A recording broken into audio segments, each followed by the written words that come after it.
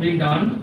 Mr. Subrata Baskey is a popular short story writer in Santali language and literature.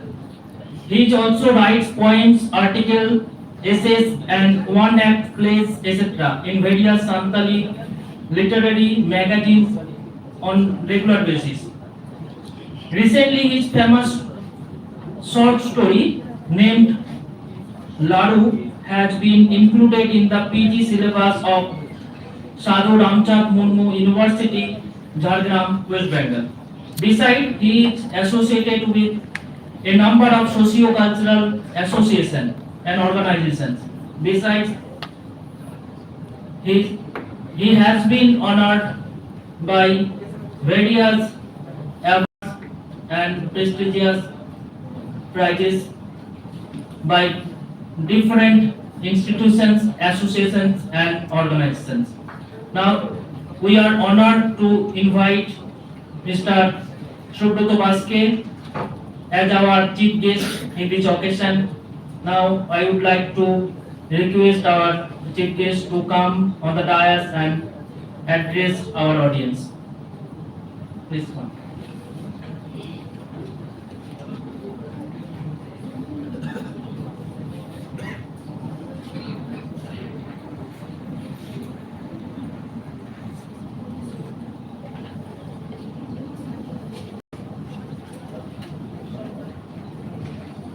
Today,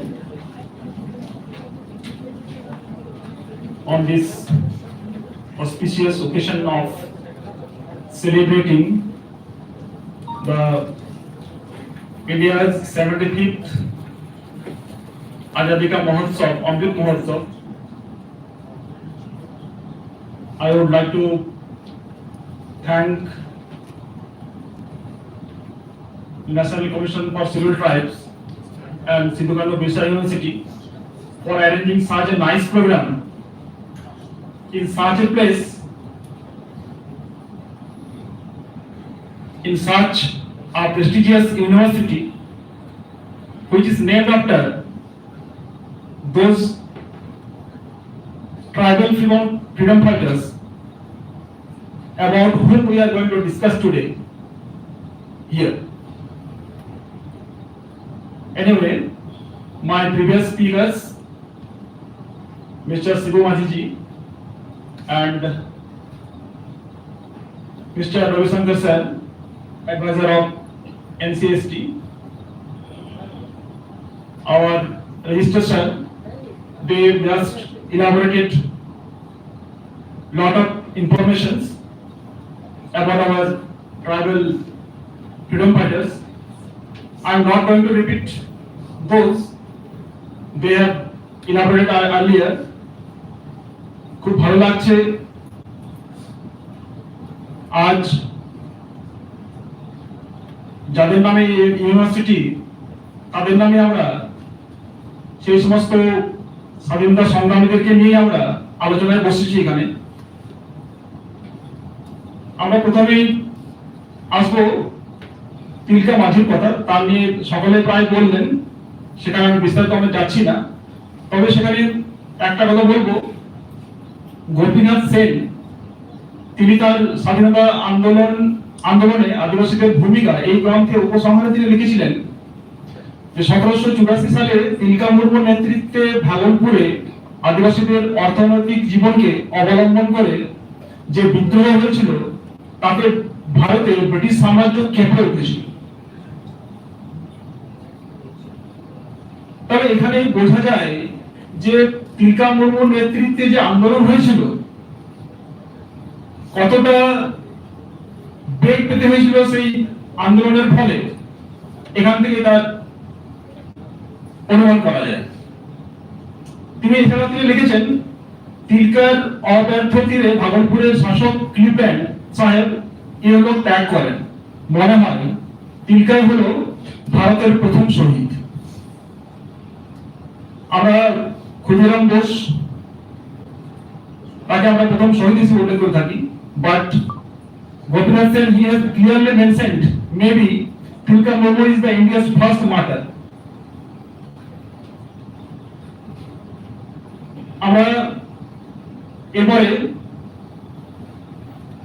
1789 সালে ছোটনাগপুরের তামারে মুন্ডা আদিবাসীদের যে বিদ্রোহ ঘোষণা করা হয়, সেই বিদ্রোহ যখন চরমে ওঠে, ইংরেজ সরকার বহু ইংরেজ সৈন্য ও বন্দুক নিয়ে সেই বিদ্রোহ দমন করার জন্য লেফটেন্যান্ট কুপারকে পাঠান এবং তাদেরও ওখানে আন্দোলনের যে বিষয়বস্তু ছিল ন্যায্য জমি থেকে বঞ্চনা।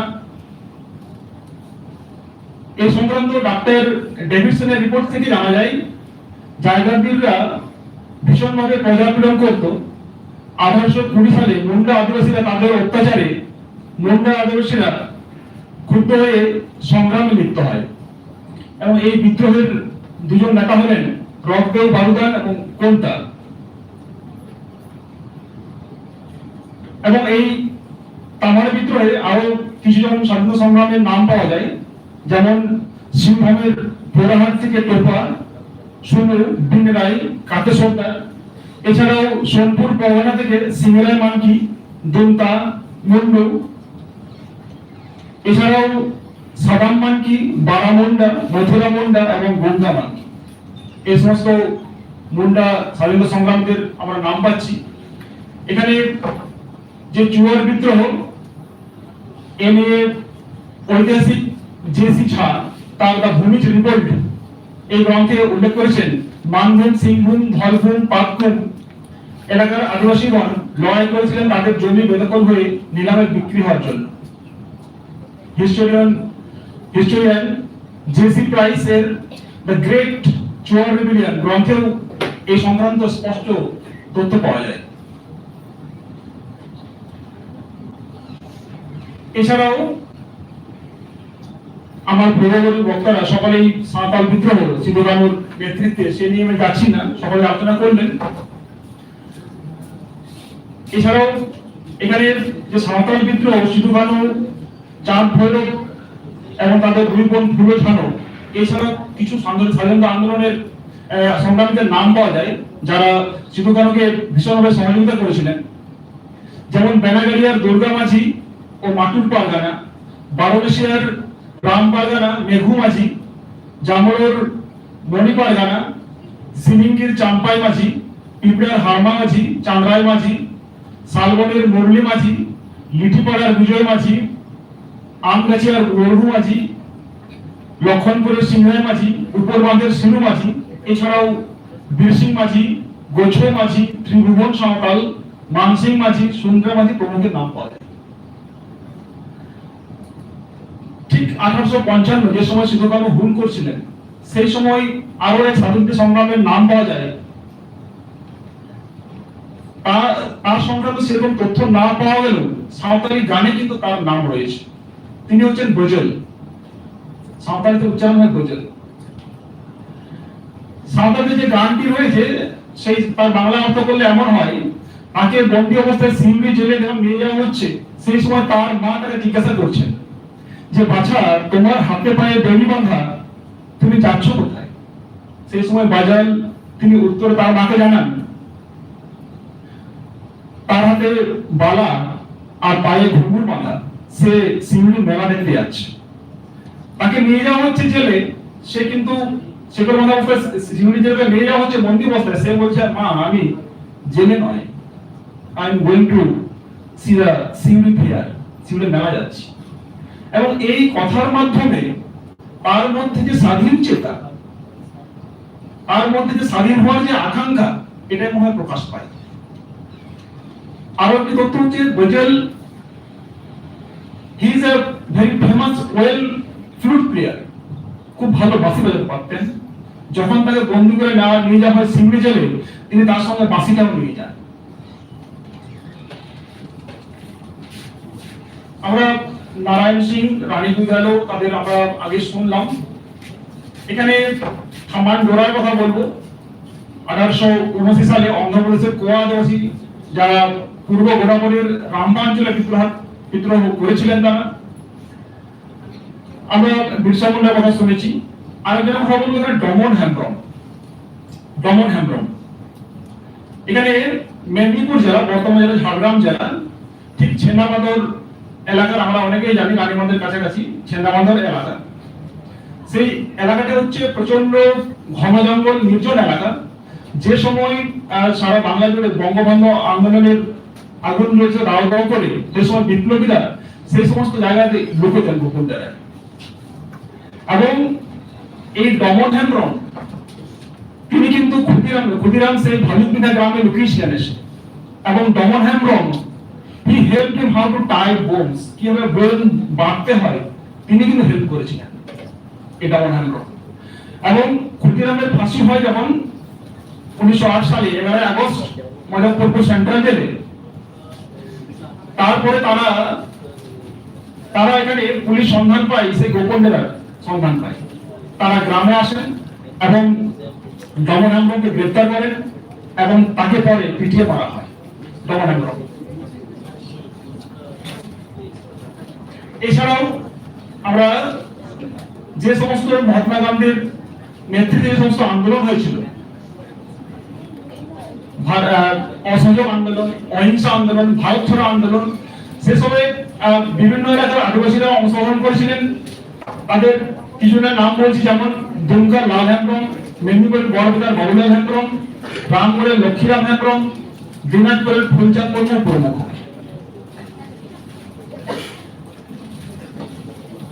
আমরা খুব কম সময়ের মধ্যে বিস্তারিত আলোচনা করছি। আমরা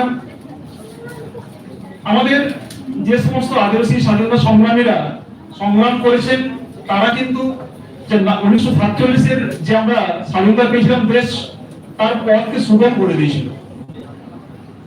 একদিনে স্বাধীনতা আসেনি। এবং তাদের সম্বন্ধে জানার জন্য একটু আগে আমাদের স্পিকার বলছিলেন যে আমাদের আরো বেশি করে জানতে হবে।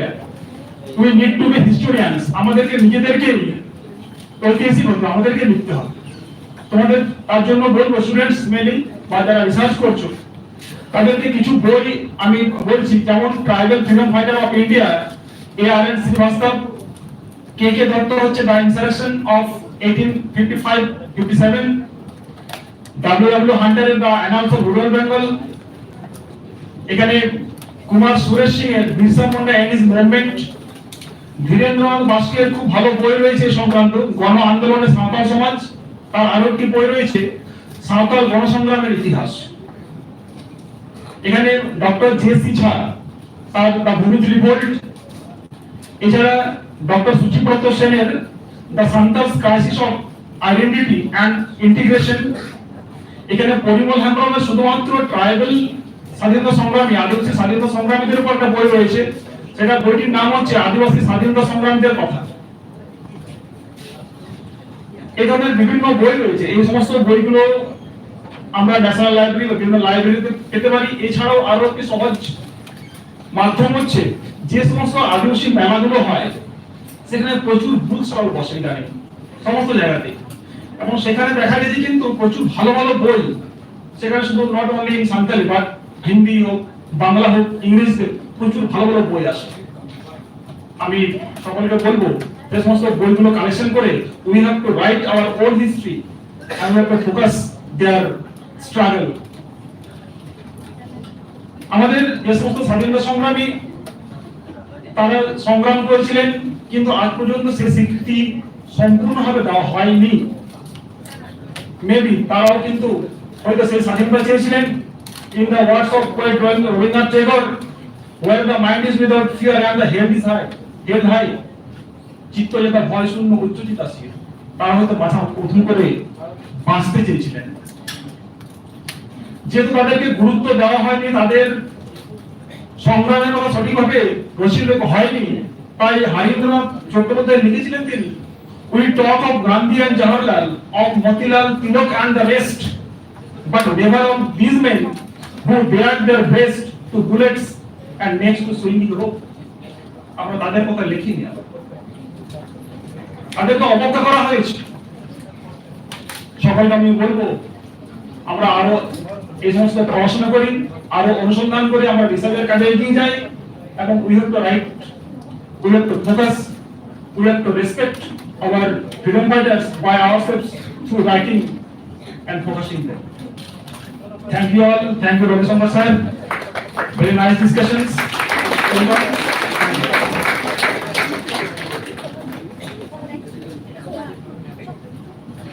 Thank you, sir, for your enrichful speech. It's really nice program with your presentation, with your presence. Actually, students are in huge numbers and they are the major part of this program, and the National Commission for Scheduled Tribes has organized this program or this event for the students, and you are the playing the most crucial part of this program. Thanks all of you. And at our special guest Ravi Shankar ji has said that we have miles to go because there are so many discriminations, there are so many events or reports regarding the deprivation, suffering of the scheduled tribes, whom I call Adivasis. Adivasis is a indigenous term for the indigenous people. Recently, international nations of organizations has declared a term, indigenous people, and that is for the protection and promotion of indigenous people's culture, language, and their habitations, because the world facing the major problems from the environmental degradation, and that is the cause of our degrading the breakdown the relationship between man and nature. And in this case, the Adivasis or tribal people can show the right way to go a place of sustainable development. You also know the concept of sustainable development, where man can live within a natural environment with the association of natural environment, and it is the very relationship Adivasis had with their natural environment. And that's why those who are students sitting in front of me, I would request all of you to think about this, and don't be silent all the time. Sometimes you have to make noise for raise your voice. Okay. With this hope and expectations, I would like to request our National Commission nominated coordinator, Mr. Sripati to come, and it's time to vote of thanks. Please come on the stage and or take your microphone or take your time. Thank you. আজকের এই বিশেষ অনুষ্ঠান বা আলোচনা সভা national commission for scheduled tribe ওনাদের guideline অনুযায়ী আমাদের সিধো-কানো-বিরসা বিশ্ববিদ্যালয়ে অনুষ্ঠিত হলো। এর যে মূল উদ্দেশ্য সেটা ইতিমধ্যেই সবাই জেনেছেন, যে ভারতবর্ষের যারা বা আদিবাসীরা আছেন ওনাদের যে অধিকার, ওনাদের যে সমস্ত অসুবিধা সেগুলো কিভাবে দূর করা যায়, এবং আদিবাসীদের জন্য যে সমস্ত সাংবিধানিক প্রবিধান আছে, সুযোগ সুবিধা আছে, সেগুলো যাতে ছাত্রছাত্রীদের মাধ্যমে সবার কাছে পৌঁছে যায়, তারই একটি অনুষ্ঠান খুব সুন্দরভাবে আজকের যারা উপস্থিত ছিলেন ওনারা বলেছেন। এবং আজকে আমাদের মধ্যে উপস্থিত আছেন national commission for scheduled tribes এর রিপ্রেজেন্টেটিভ অ্যাডভাইজার মাননীয় রবিশঙ্কর জি, উনি উপস্থিত আছেন। তো আজকের অনুষ্ঠানে ওনাকে পেয়ে আমি আমার তরফ থেকে, আপনারা জানেন ভারতের যে সংবিধান আছে সেটি ভারতের বিভিন্ন ভাষায় সেটি অনুবাদ হয়েছে। তো সাঁওতালি ভাষা সংবিধানের 8ম তফসিলে অন্তর্ভুক্ত হয়েছে কিন্তু 2000 সালে, কিন্তু সাঁওতালি ভাষাতে সরকারিভাবে এখনো সংবিধান অনুবাদ করা হয়নি। সেটি আমি একক প্রচেষ্টায় অনুবাদ করেছি। সেটিরই একটি কপি আজকে national commission for schedule tribes ওনাদের কাছে আমি, যিনি এসেছেন রবিশঙ্কর জি, ওনার হাতে তুলে দেব যাতে এটি কমিশন পর্যন্ত যায়।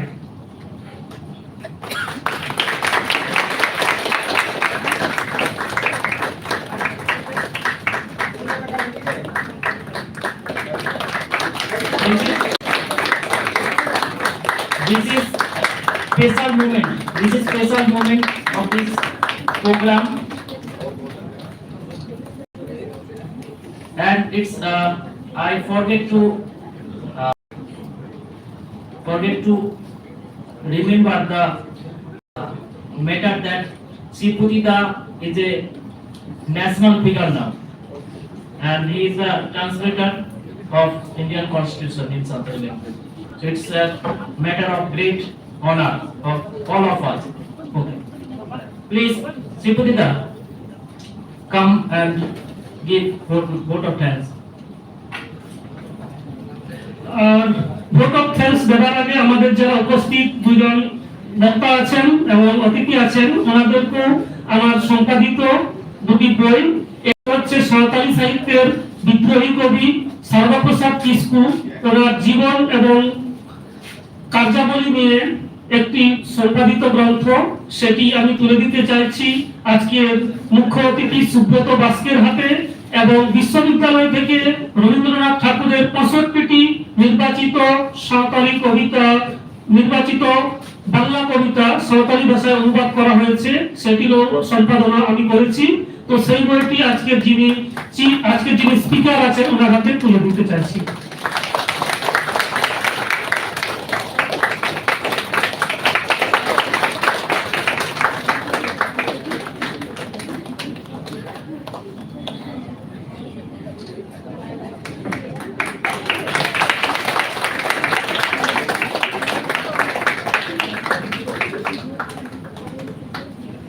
অনেক অনেক ধন্যবাদ আজকের এই বিশেষ দিনে এখানে সবাই আসার জন্য। সবাইকে অসংখ্য ধন্যবাদ ও জোহার জানাচ্ছি। আজকে ভারতবর্ষ স্বাধীন হওয়ার পর 75 বছর পেরিয়ে গেছে, কিন্তু তবু আমরা যারা আদিবাসী আছি, যারা শিডিউল ট্রাইব আছি, আমাদের যে সাংবিধানিক অধিকার সেইগুলোকে আমরা এখনো পর্যন্ত ঠিকভাবে বুঝে উঠতে পারিনি। তার এই প্রয়াস যাতে সমস্ত ছাত্রছাত্রীর মাধ্যমে আমাদের যে সাংবিধানিক অধিকার আছে সেটা যাতে যথাযথ জায়গায় পৌঁছায়, তারই একটি অনুষ্ঠান national commission for schedule tribes দ্বারা আজকে ওনারা এখানে করেছেন। সেজন্য national commission for schedule tribes এর সমস্ত সদস্যকে আমি বিশ্ববিদ্যালয়ের পক্ষ থেকে অসংখ্য ধন্যবাদ জানাচ্ছি। সিধো-কানহো-বিরসা বিশ্ববিদ্যালয়ের সমস্ত আধিকারিক তথা অধ্যাপক, ছাত্র ছাত্রী এবং সমস্ত কর্মীবৃন্দকে যারা আজকের এই অনুষ্ঠানকে সুন্দরভাবে গড়ে তুলতে বিভিন্নভাবে সাহায্যের হাত বাড়িয়ে দিয়েছেন। ধন্যবাদ জানাচ্ছি বিশ্ববিদ্যালয়ের সাঁওতালি ডিপার্টমেন্ট এই অনুষ্ঠানটিকে খুব সুন্দরভাবে পরিচালনা করেছেন এবং সহযোগিতা করেছেন ইতিহাস বিভাগ, অ্যানথ্রোপোলজি এবং ট্রাইবাল স্টাডি বিভাগ সহ বিশ্ববিদ্যালয়ের অন্যান্য বিভাগের শিক্ষক এবং ছাত্রছাত্রীরা, ওনাদেরকেও অসংখ্য ধন্যবাদ জানাচ্ছি। আজকের প্রোগ্রামকে এত সুন্দরভাবে টেকনিক্যাল যে সাহায্য, সেই টেকনিক্যাল এক্সপার্টরা যেভাবে আমাদের সাহায্য করেছেন সেজন্য তাদেরকে আমি অসংখ্য ধন্যবাদ জানাচ্ছি। সর্বোপরি আজকে যাদের জন্য এই অনুষ্ঠান, সেই ছাত্রছাত্রীরা, আজকে তোমরা যারা এখানে আছো তোমাদেরকেও অসংখ্য অভিনন্দন এবং ধন্যবাদ জানাচ্ছি। আশা করছি তোমাদের মাধ্যমে আজকের যে আলোচনার বক্তব্য এটা সঠিক জায়গায় পৌঁছাবে এবং এটার কার্যকারিতা খুঁজে পাবে। আজকে উপস্থিতে সমস্ত সদস্য এবং কর্মীবৃন্দকে সিধো-কানো-বিরসা বিশ্ববিদ্যালয়ের পক্ষ থেকে জোহার, সালাম আর ধন্যবাদ জানিয়ে আমি আমার বক্তব্য শেষ করছি। জোহার।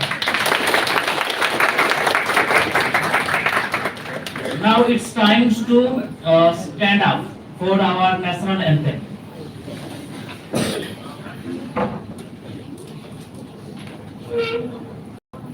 জনগণ মন অধিনায়ক জয় হে, ভারত ভাগ্য বিধাতা।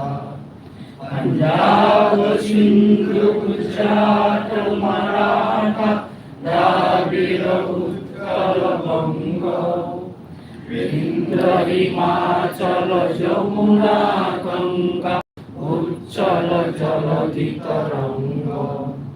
तब शुभ नामे जागे, तब शुभ आशीष मागे, गाहे तब जय गाथा। जनगण मंगलदायक जय हे, भारत भाग्य विधाता। जय हे जय हे जय हे, जय जय जय जय हे। Thank you all of you, and with this we have to leave this room.